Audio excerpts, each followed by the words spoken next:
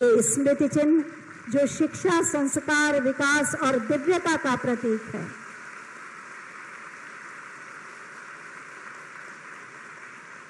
बहुत बहुत धन्यवाद।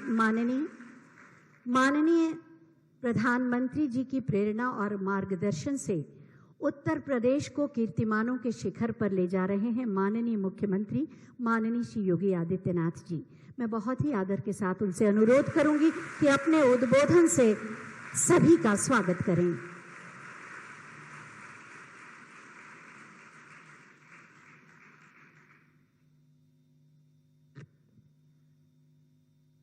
आदरणीय प्रधानमंत्री जी,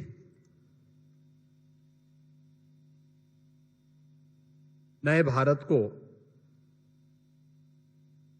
वैश्विक मंच पर प्रतिष्ठा दिलाने, भारत की 140 करोड़ की आबादी की आशा और आकांक्षाओं को एक नई उड़ान देने के साथ ही दुनिया की सबसे प्राचीन नगरी, आध्यात्मिक और सांस्कृतिक नगरी के रूप में विख्यात अविनाशी काशी को आपने जो एक नई पहचान दी है, आज आपका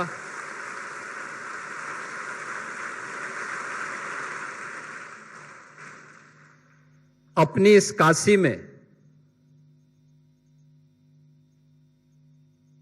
मैं काशी वासियों की ओर से, प्रदेश सरकार की ओर से हृदय से अभिनंदन करता हूं, स्वागत करता हूं।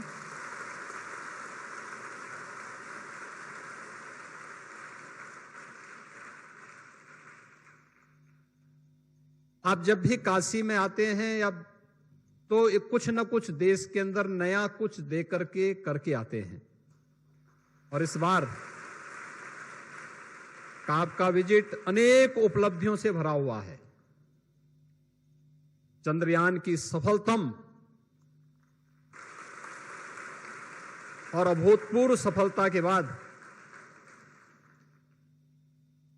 दुनिया के G20 समूह, यानी जो दुनिया का नेतृत्व करते हैं,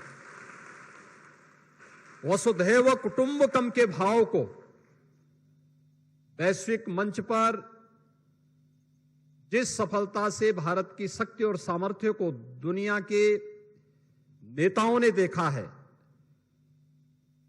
वह नए भारत का दर्शन 140 करोड़ लोगों को कराता है।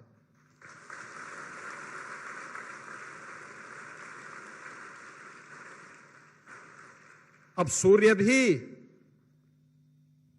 हम सब के लिए बहुत आसान और उनके रहस्यों को जानने का एक माध्यम बनेगा।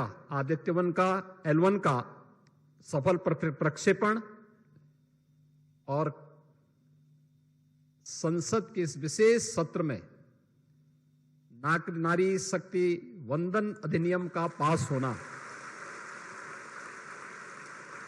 भारत की मातृशक्ति के सशक्तिकरण की दिशा में उठाए गए महत्वपूर्ण कदम है।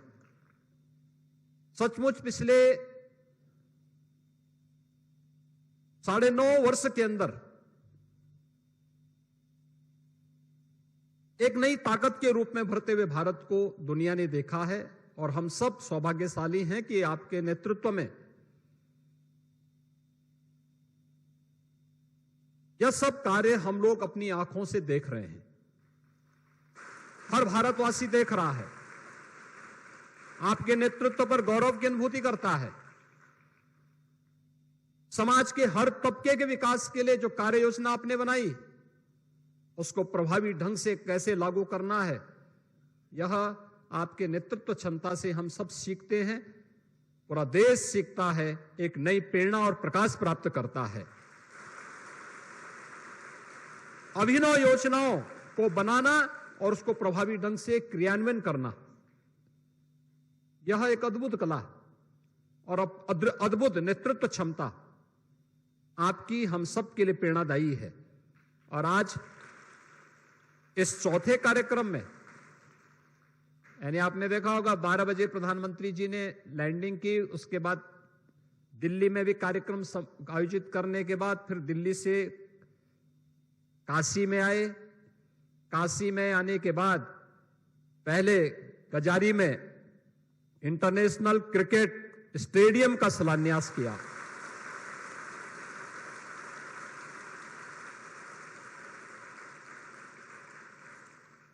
भारतीय क्रिकेट कंट्रोल बोर्ड के द्वारा बनाए जाने वाला उत्तर प्रदेश में पहले स्टेडियम है।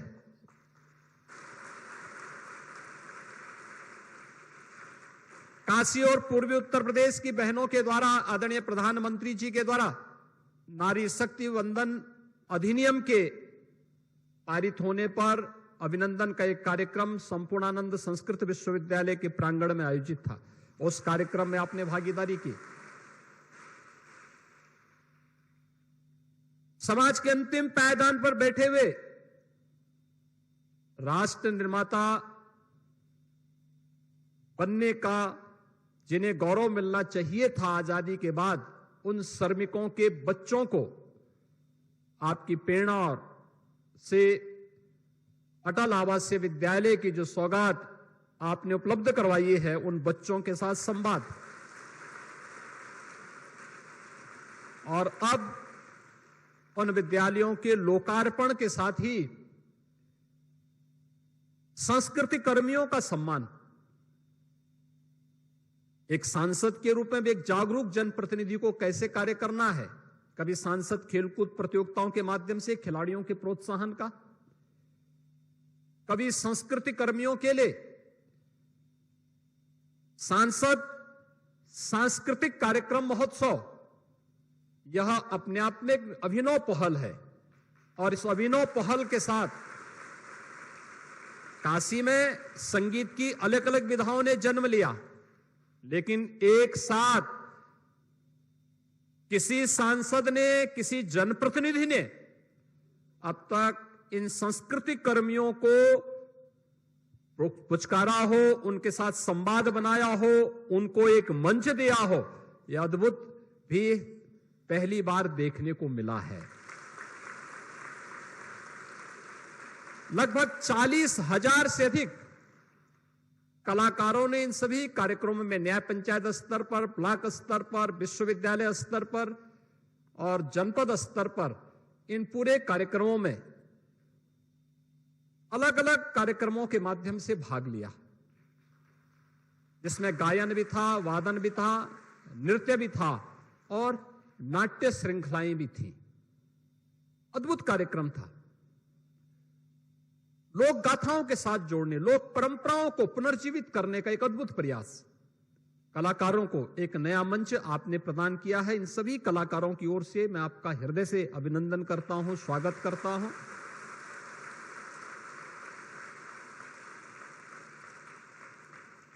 अपने परंपरा और संस्कृति को क्षुण्ण कैसे बनाए रखना है, यह उस पर एक बहुत बड़ा मील का पत्थर साबित होने जा रहा है। और मैं इस अवसर पर 18 अटल आवासीय विद्यालय जो प्रदेश के अंदर पहला सत्र उनका प्रारंभ हो चुका है, उनमें से 16 तो बनकर के पूरी तरह तैयार हो चुके हैं। अगले 2 महीने के अंदर और पूरे तैयार हो जाएंगे, तो 18 अटल आवासीय विद्यालयों में पहला सत्र प्रारंभ हुआ है। मुझे याद है जब बीओसी बोर्ड के रूप में आपने मुझे प्रदेश में मुख्यमंत्री पद का दायित्व दिया और तब आपसे जब मैं मिलने के लिए गया था तो आपने कहा श्रमिकों के लिए क्या कार्य हो रहा है। और उस समय बीओसी बोर्ड के से जुड़े हुए श्रमिकों के बच्चों के लिए इस प्रकार की एक परिकल्पना को साकार करने के लिए आपने आदेश दिया था, वह मूर्त रूप लिया है। और हम सब के लिए गौरव का क्षण है कि श्रमिकों के बच्चे, कोरोना कालखंड में जो बच्चे निराश्रित हुए थे, अपने अभिभावकों को जिन्होंने खोया था, ऐसे बच्चों को पहले सत्र में ऐसे 1400 बच्चों को प्रवेश इन अटल आवासीय विद्यालयों में दिया गया है, जो सभी 18 विद्यालयों में पहले सत्र में लेंगे। इसमें बालक और बालिकाओं के लिए स्पोर्ट्स पर जो आपका ध्यान है, स्पोर्ट्स पर भी, स्किल डेवलपमेंट पर भी और राष्ट्रीय शिक्षा नीति के अनुरूप वहां के करिकुलम को आगे बढ़ाने के लिए भी इस पर पूरा ध्यान दिया गया है। शिक्षकों का और सभी प्रकार का जो भी फैकल्टी वहां पर, उनका प्रशिक्षण का एक विशेष कार्यक्रम लखनऊ में पहले ही संपन्न हो चुका है। और यह सत्र आपके उद्घाटन के साथ ही ये सभी विद्यालय कल से अपने कार्यक्रम को आगे बढ़ा करके अपने नए सत्र के साथ आगे बढ़ना प्रारंभ करेंगे और यह एक अभिनव सोच के साथ शिक्षा के क्षेत्र में और राष्ट्रीय शिक्षा नीति को प्रभावी ढंग से लागू करने के माध्यम बनेंगे। आज आपने अपने बहुमूल्य समय से इन सभी कार्यक्रमों में आकर के उत्तर प्रदेश में काशी में आकर के अविनाशी काशी में आकर के आपका सानिध्य प्राप्त हो रहा है। मैं एक बार फिर से प्रदेशवासियों की ओर से, काशी वासियों की ओर से आपका हृदय से स्वागत और अभिनंदन करता हूं। जय हिंद।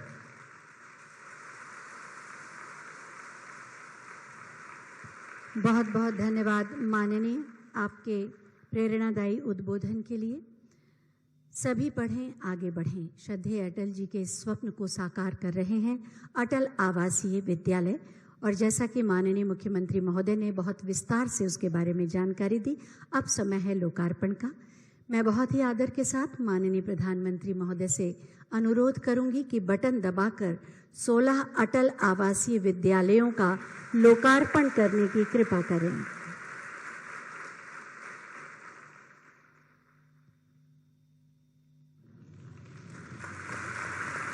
सोलह अटल आवासीय विद्यालय 1115 करोड़ की लागत से बने, आज भेंट कर दिए गए, जिससे वंचित श्रमिकों के बच्चे और निराश्रित बच्चे उच्च शिक्षा प्राप्त कर सकें निःशुल्क। आर्थिक विपन्नता किसी रूप में उनके मार्ग में बाधा न बने। बहुत बहुत धन्यवाद माननीय।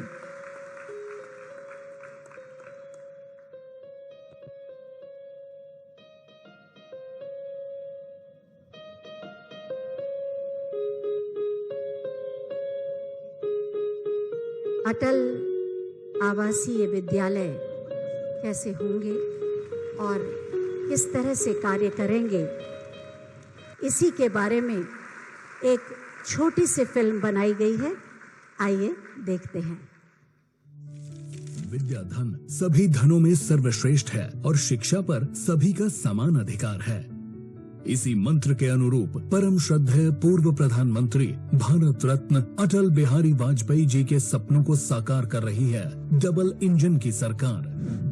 एक शहर से दूसरे शहर का रुख करने वाले निर्माण श्रमिकों के बच्चों की शिक्षा प्रभावित न हो, उनका स्कूल जाना न छूटे। यशस्वी प्रधानमंत्री श्री नरेंद्र मोदी जी की प्रेरणा से निर्माण श्रमिकों के बच्चों को गुणवत्ता परक शिक्षा देने के लिए तैयार हैं अटल आवासीय विद्यालय।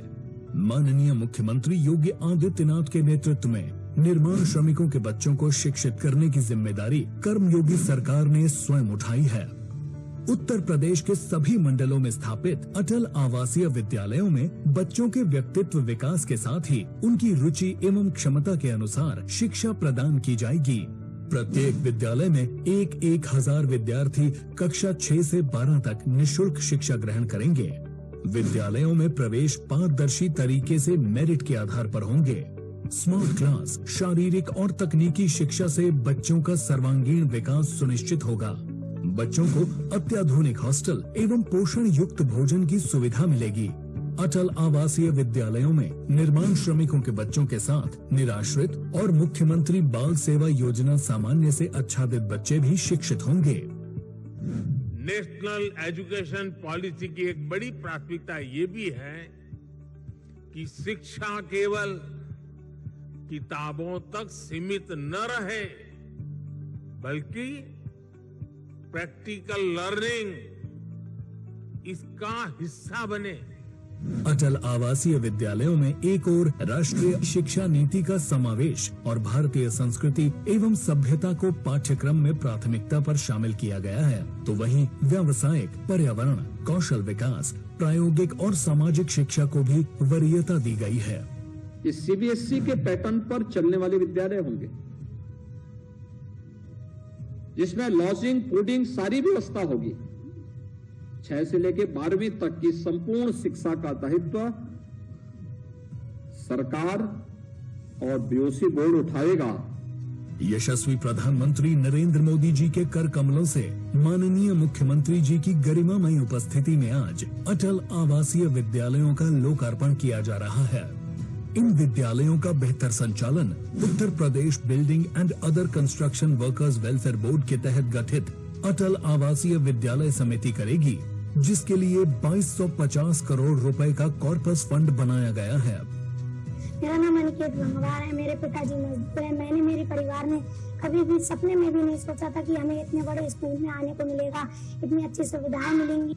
अटल आवासीय विद्यालय निर्माण श्रमिकों के बच्चों एवं निराश्रित बच्चों को गुणवत्ता युक्त शिक्षा से जोड़कर उनका भविष्य संवारने में उपयोगी भूमिका निभाएंगे। उज्जवल भविष्य का आधार, डबल इंजन की सरकार।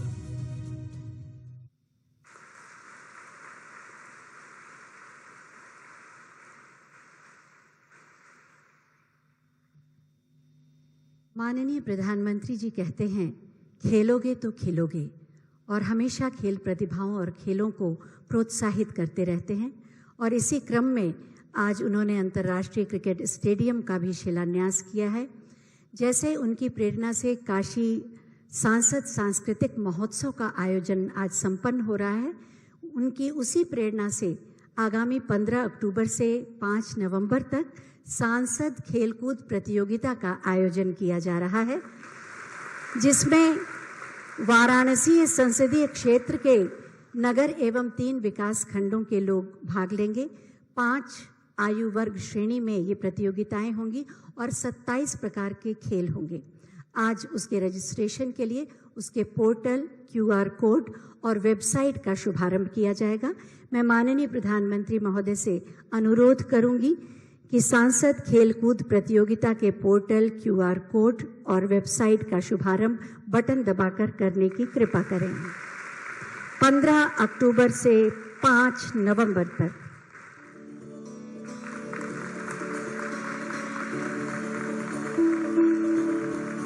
हमें पूरा विश्वास है कि जिस उत्साह से आपने सांस्कृतिक महोत्सव में भाग लिया, उतने ही उत्साह से आप सांसद खेलकूद प्रतियोगिता को भी भव्य बनाएंगे।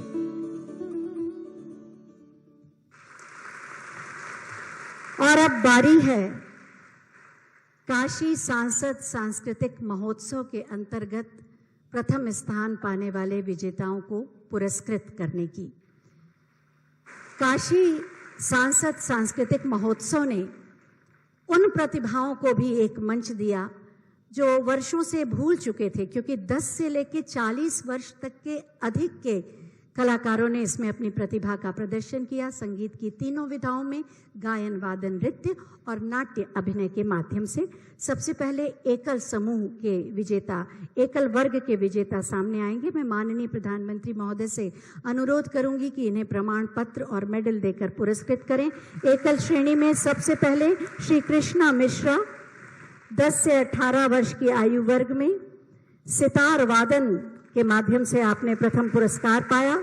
बनारस घराने से ताल्लुक रखते हैं, पारिवारिक पृष्ठभूमि भी संगीत की रही है। तालियों का आशीर्वाद।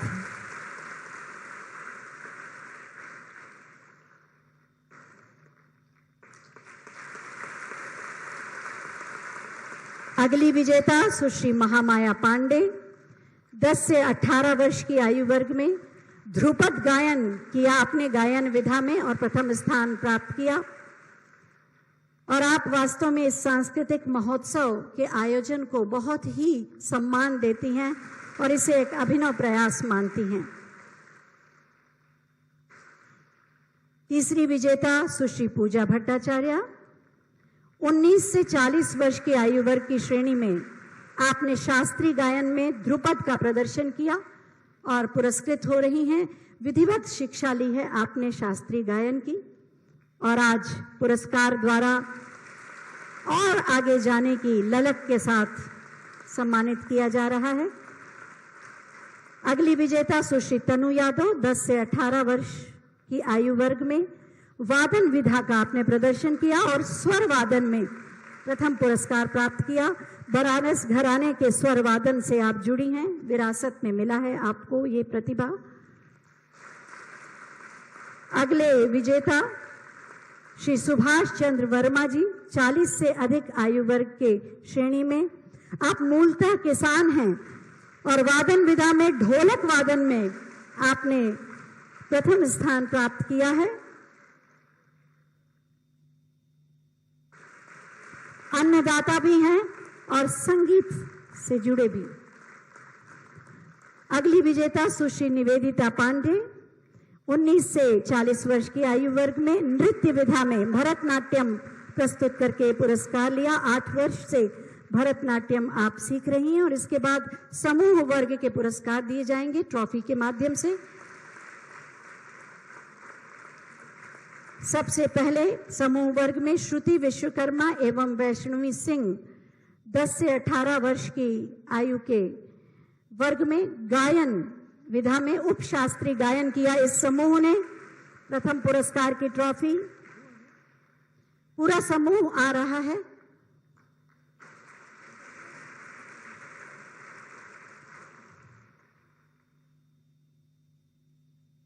और उसके बाद ब्रजभान मरावी समूह 40 से अधिक वर्ष की आयु वर्ग में नृत्य विधा में जनजातीय नृत्य कर्मा नृत्य प्रस्तुत किया और इसमें पुरस्कृत हो रहे हैं। और उसके बाद शांभवी टंडन समूह नुक्कड़ नाटक 10 से 18 वर्ष की आयु वर्ग में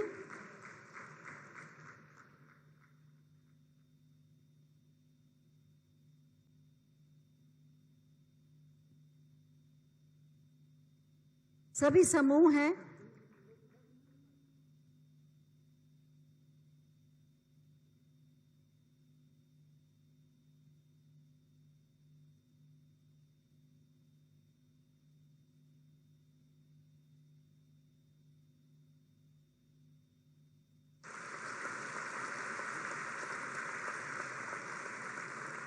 और इसके बाद जीवन ज्योति स्कूल समूह 10 से 18 वर्ष की आयु का नृत्य विधा में प्रदर्शन किया, भरतनाट्यम के द्वारा पुरस्कृत।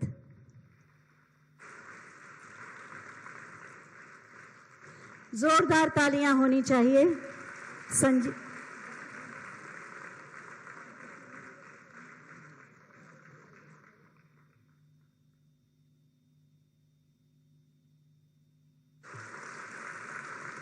शांभवी टंडन समूह के लोग पुरस्कृत हो रहे हैं।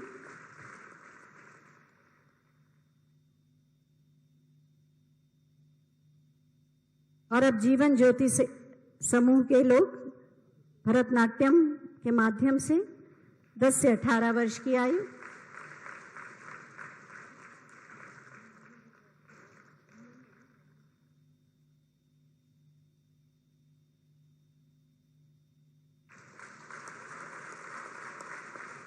वास्तव में इस महोत्सव ने बनारस की सांस्कृतिक चेतना का पुनर्जागरण किया। बहुत बहुत धन्यवाद माननीय, बहुत बहुत धन्यवाद माननीय। आपका आशीर्वाद,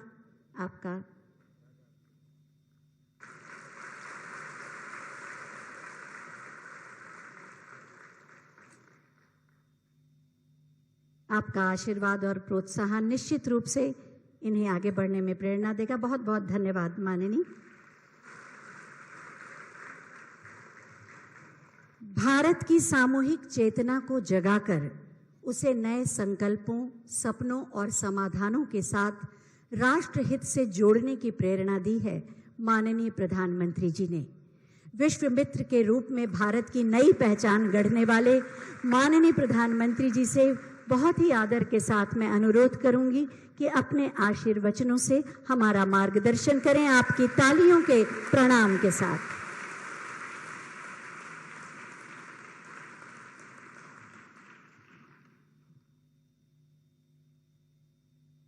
हर हर महादेव।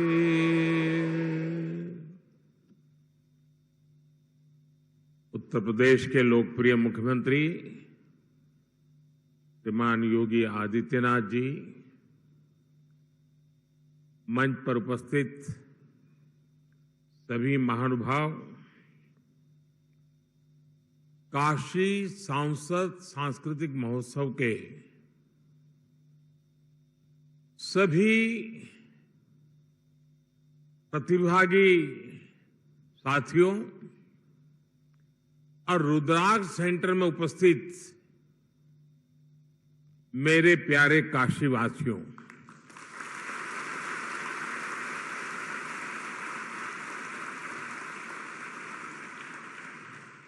बाबा के आशीर्वाद से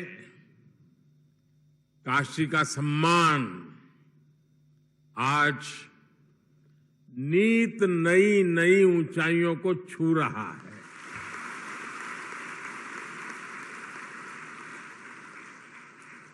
G20 समिट के जरिए भारत ने पूरी दुनिया में अपना झंडा गाड़ा है, लेकिन उसमें काशी की चर्चा विशेष है।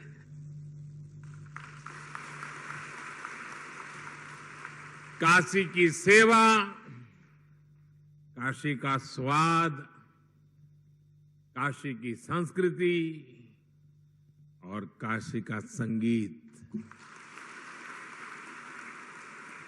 G20 के लिए जो जो मेहमान काशी आया वो इसे अपनी यादों में समेटते हुए साथ लेकर के गया है।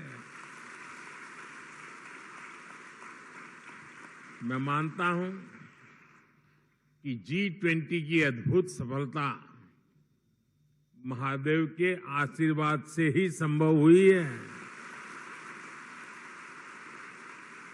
साथियों, बाबा की कृपा से काशी अब विकास के ऐसे आयाम गढ़ रही है जो अभूतपूर्व है। आपको भी लगता है ना? आप बोलेंगे तो पता चलेगा। मैं जो कह रहा हूं आपको सच लग रहा है? आप बदलाव देख रहे हैं? काशी चमक रही है? दुनिया में काशी का नाम बढ़ता चला जा रहा है। साथियों, आज ही मैंने बनारस के लिए अंतर्राष्ट्रीय क्रिकेट स्टेडियम का शिलान्यास किया है।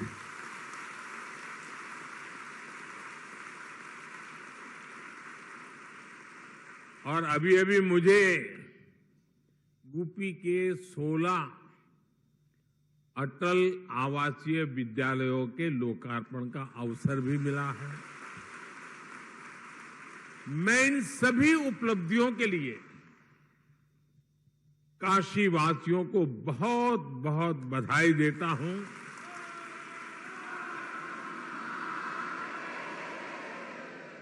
उत्तर प्रदेश के लोगों को बधाई देता हूं। मेरे श्रमिक परिवारों को बधाई देता हूं।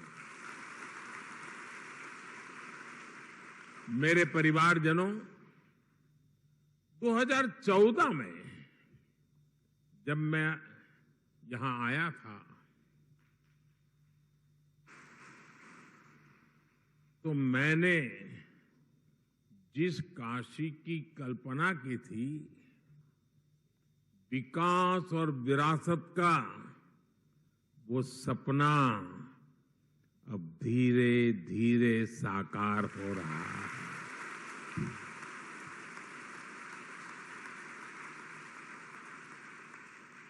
दिल्ली में व्यस्तता के बीच भी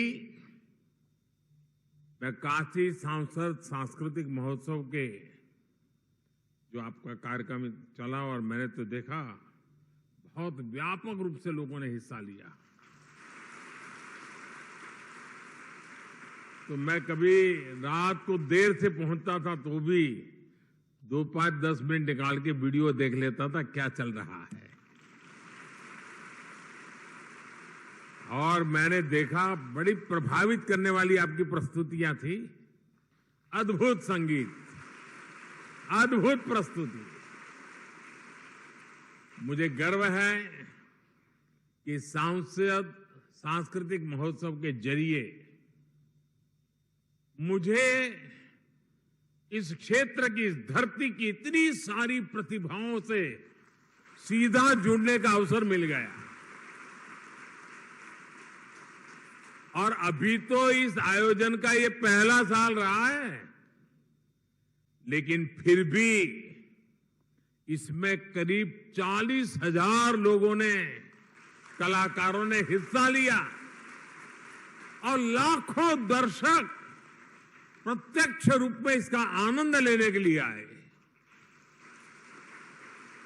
मुझे विश्वास है बनारस के लोगों के प्रयास से आने वाले वर्षों में यह सांस्कृतिक महोत्सव अपने आप में काशी की एक अलग पहचान बनने वाला है।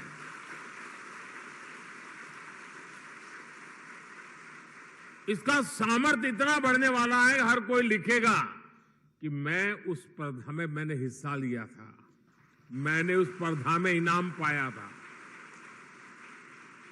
और दुनिया भी पूछेगी अच्छा उसमें आप नंबर लाए थे, तो आ जाइए, आपके इंटरव्यू की जरूरत नहीं है, ये होने वाला है।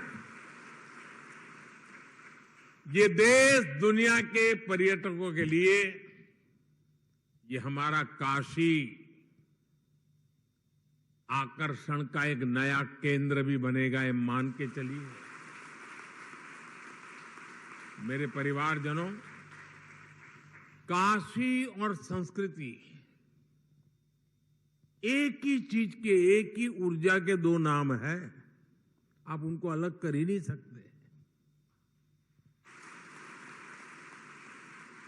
और काशी को तो देश की सांस्कृतिक राजधानी होने का गौरव प्राप्त है। और काशी की तो गली गली में गीत गूंजते हैं, और ये स्वाभाविक भी है क्योंकि ये नटराज की अपनी नगरी है। और सारी नृत्य कलाएं नटराज के तांडव से ही प्रकट हुई है। सारे स्वर महादेव के डमरू से उत्पन्न हुए हैं।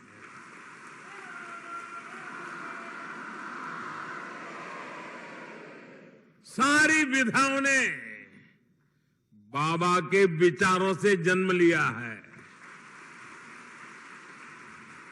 इन्हीं कलाओं और विधाओं को भरत मुनि जैसे आदि आचार्यों ने व्यवस्थित और विकसित किया।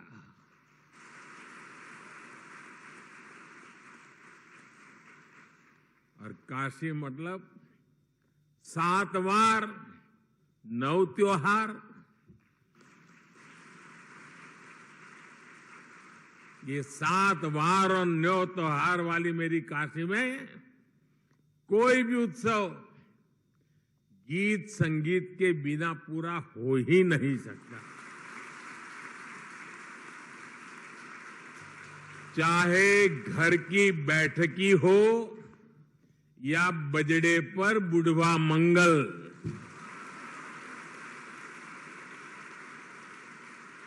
भरत मिलाप हो या नाग नथैया,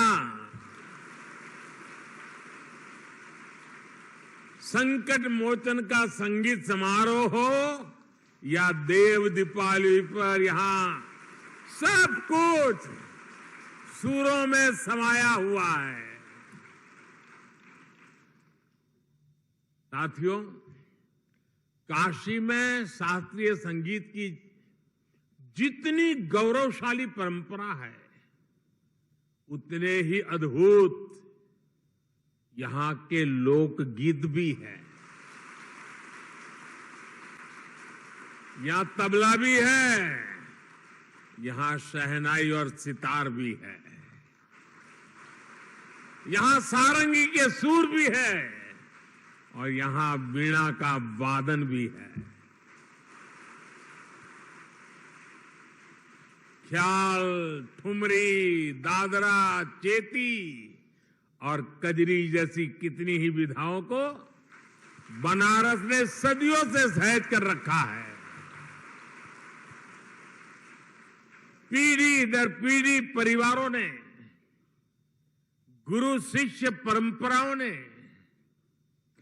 भारत की इस मधुर आत्मा को जीवित बनाए रखा।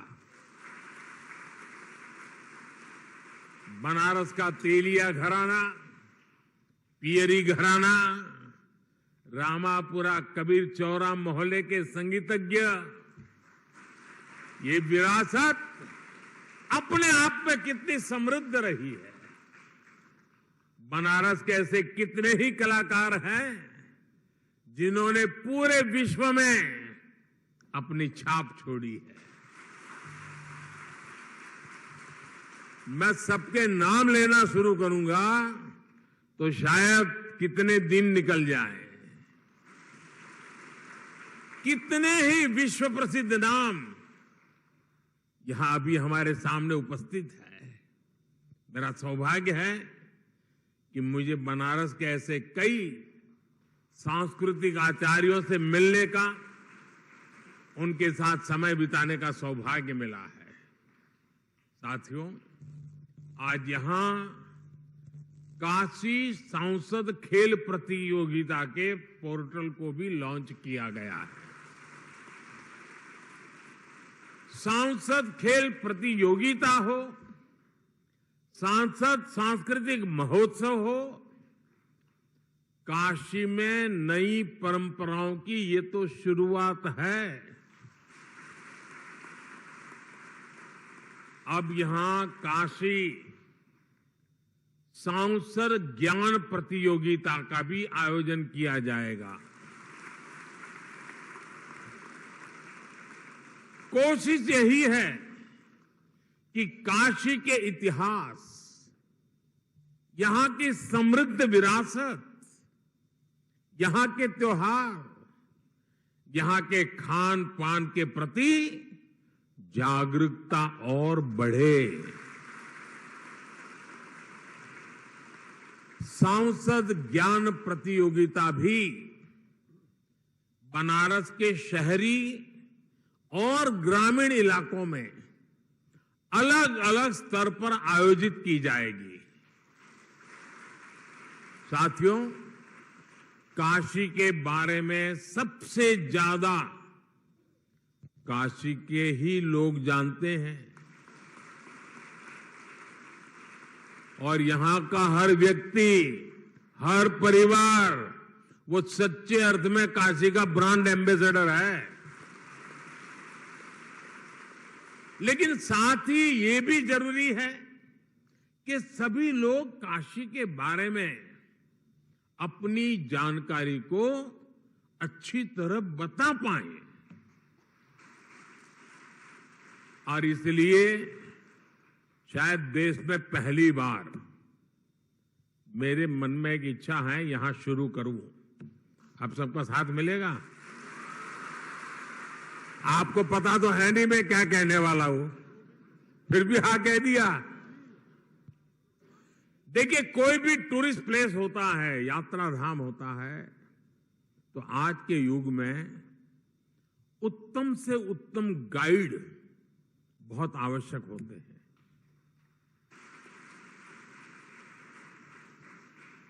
और गाइड प्रतिभावान हो, जानकारियों के संबंध में परफेक्ट हो, गोलमोल नहीं, ये 200 साल है, दूसरा बोलेगा 250 साल पुराना है, तीसरा बोलेगा 300 साल पुराना है, ऐसा नहीं।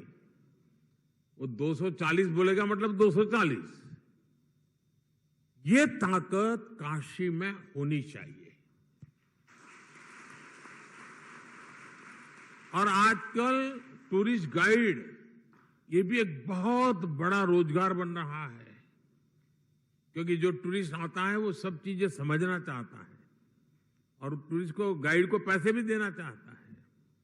और इसलिए मेरी एक इच्छा है और मैं कोशिश कर रहा हूं, शुरू करेंगे। अब यहां काशी सांसद टूरिस्ट गाइड, उसकी कंपटीशन भी आयोजित की जाएगी। आप गाइड बनकर के आइए, लोगों को समझाइए एक एक जगह का विषय में और इनाम पाइए। उसके कारण लोगों को पता चलेगा कि इस शहर में गाइड का एक कल्चर बन रहा है। और मुझे काम इसलिए करना है कि मैं चाहता हूं मेरी काशी का दुनिया में डंका बजना चाहिए।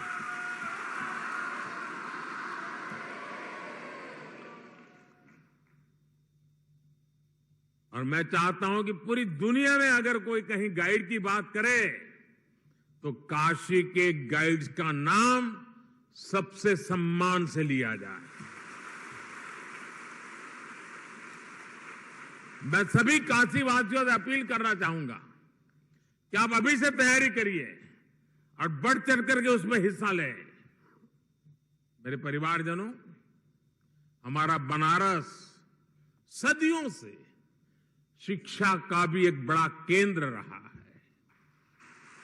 बनारस की शैक्षणिक सफलता का सबसे बड़ा आधार है इसका सर्वसमावेशी स्वभाव। देश और दुनिया के कोने कोने से आकर लोग यहां पढ़ाई करते हैं। आज भी दुनिया के कितने ही देशों से लोग यहां संस्कृत सीखने आते हैं, ज्ञान लेने आते हैं। आज हमने इसी भावना को केंद्र में रखकर यहां से अटल आवासीय विद्यालयों का शुभारंभ किया है।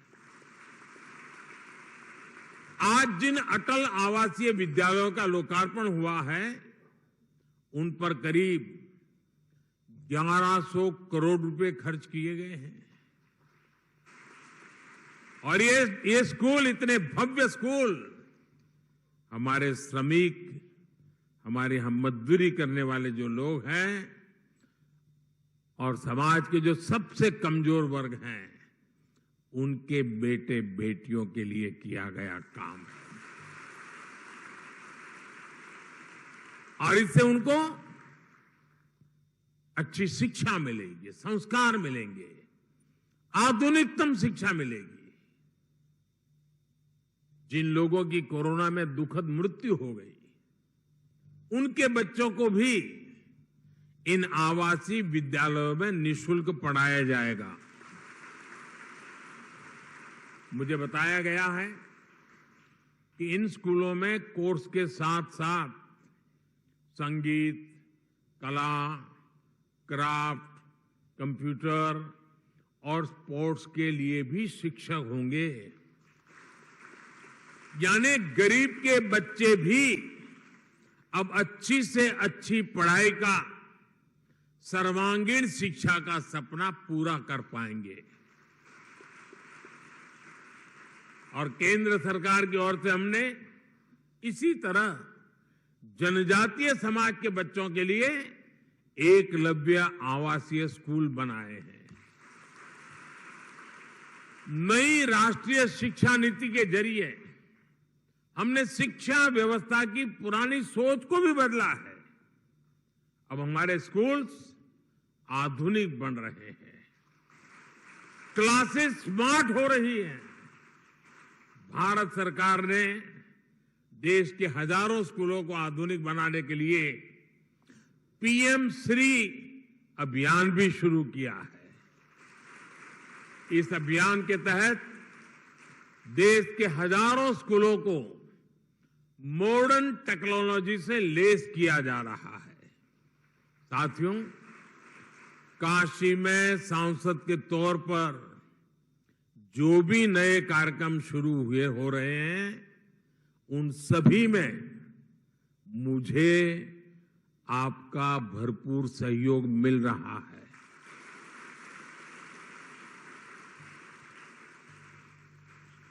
ये जो अटल आवासीय विद्यालय है ना, ये जो कंस्ट्रक्शन वर्कर्स होते हैं, जो कभी ये गांव दूसरे गांव ऐसा काम करते हैं तो उन बच्चों की पढ़ाई छूट जाती है और उसके लिए एक बजट रखा जाता है। उसमें से उनके बच्चों की चिंता करने का विषय है। आप देखिए कि तत्कालीन राजनीतिक लाभ लेने का जिनका इरादा नहीं होता है, स्वार्थ भाव नहीं होता है, वो कैसे काम करते हैं। और जिनके दिल दिमाग में सिर्फ चुनाव ही भरा रहता है, कैसे भी करके वोट बटोरने की खेल खेलने की आदत रहती है, वो ऐसे पैसों के कैसा बर्बाद करते हैं आप हिंदुस्तान में जानकारी लेंगे तो पता चलेगा। ये पैसे सभी राज्यों के पास है और भारत सरकार ने पूरी की पूरी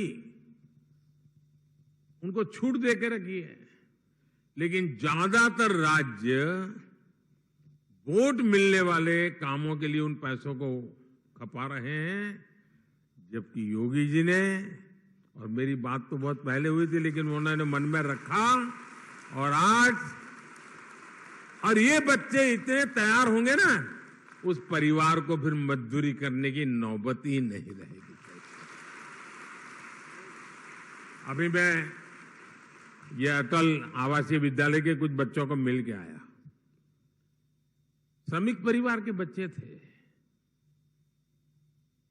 पक्का घर भी कभी देखा नहीं था, लेकिन इतने कम समय में जो आत्मविश्वास मैंने उनका देखा, मैं उनके सभी टीचर्स को भी बधाई देता हूं। जिस आत्मविश्वास से बातें कर रहे थे और प्रधानमंत्री को जिस प्रकार से वो ड्रिल कर रहे थे, ऐसे सवाल पूछ रहे थे। अब मैं भी तो कोई सिलेबस पढ़ के आया नहीं था, मुझे दिख रहा था कि इन बच्चों में स्पार्क है, सामर्थ्य है।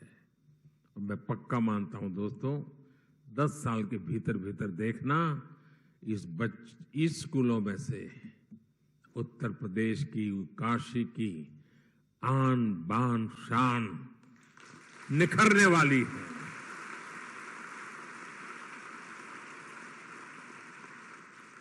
मेरे प्यारे काशीवासियों, मुझ पर आपके आशीर्वाद ऐसे ही बनाए रखिए। इसी भावना के साथ आप सबका बहुत बहुत धन्यवाद। हर हर महादेव।